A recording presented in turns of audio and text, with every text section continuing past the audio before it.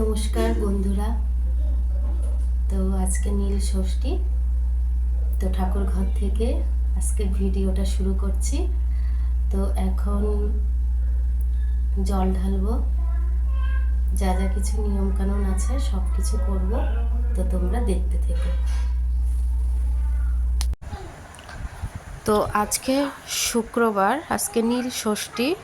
তো আমি আজ প্রথম ব্রত করেছি। তো বাড়িতেই জল ঢালবো। এখন বাজে বেলা 12টা। তো সব কিছু আয়োজন করে নিয়ে এই যে আমি এখন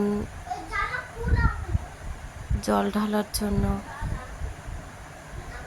এই যে জল ঢালছি।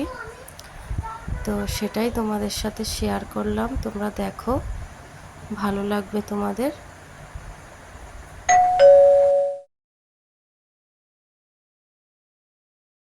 তো আজ এই পর্যন্তই।